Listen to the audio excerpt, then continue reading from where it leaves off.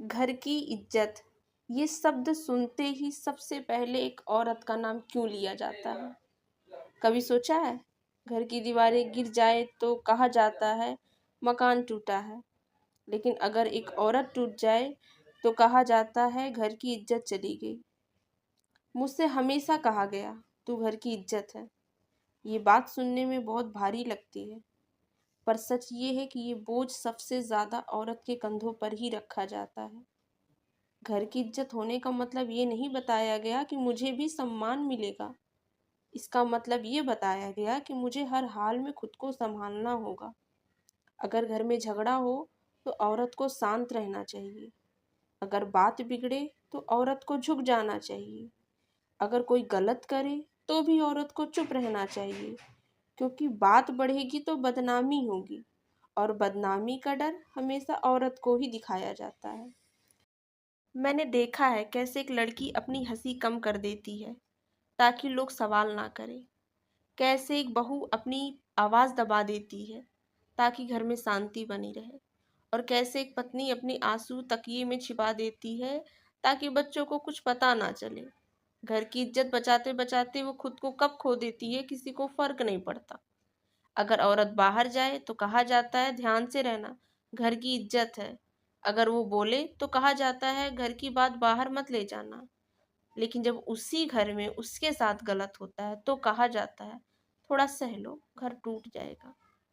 क्या घर सिर्फ औरत की चुप्पी से बसता है? क्या घर की इज्जत सिर्फ औरत के सब्र से जुड़ी है?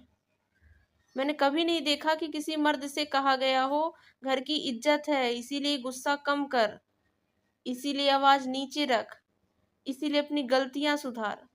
लेकिन औरत से हर बार कहा जाता है तू समझदार है, तू संभाल लेगी। समझदारी का ये तमगा असल में उसकी खामोशी का दूसरा नाम है। मैंने अपनी जिंदगी में कई बार खुद को गलत नहीं होते हुए भी माफी मांगते देखा है, सिर्फ इसीलिए कि घर की इज्जत बनी रहे। मैंने कई बार अपने सपनों को पीछे रखा है क्योंकि कहा गया घर पहले आता है, लेकिन कभी किसी ने नहीं पूछा कि उस घर में मैं कहाँ आती हूँ। घर की इज्जत के नाम पे मुझे सिखाया गया ज़्यादा मत हंसना, ज़्यादा मत बोलना, ज़्यादा मत चाहना। धीरे धीरे मेरी चाहतें मेरी आदतों से गायब हो गई। मैं घर की इज्जत बनी रही लेकिन खुद की नज़रों में खुद को खोती रही। सबसे दर्दनाक बात यह है कि औरत खुद भी इस बोझ को अपना सच मान लेती है। वो सोचती है अगर मैं टूट गई तो घर बिखर जाएगा, अगर मैं बोल पड़ी तो सब खत्म हो जाएगा। लेकिन कोई ये नहीं सोचता कि अगर वो रोज रोज अंदर से मरती रही तो क्या वो घर सच में बचा रहेगा। घर सिर्फ दीवारों से नहीं बनता, घर बनता है सम्मान से, सुरक्षा से और बराबरी से।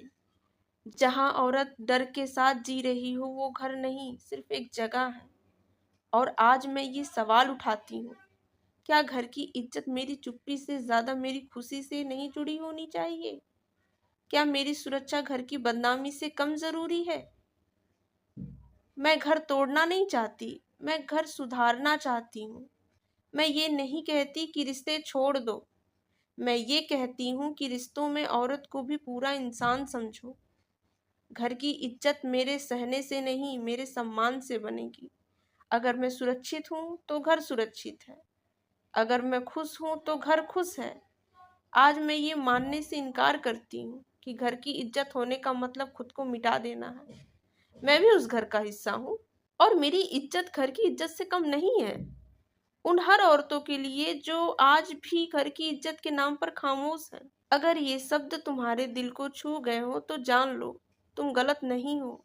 और हाँ, घर की इज्जत औरत के टूटने से नहीं, उसके सम्मान से बसती है।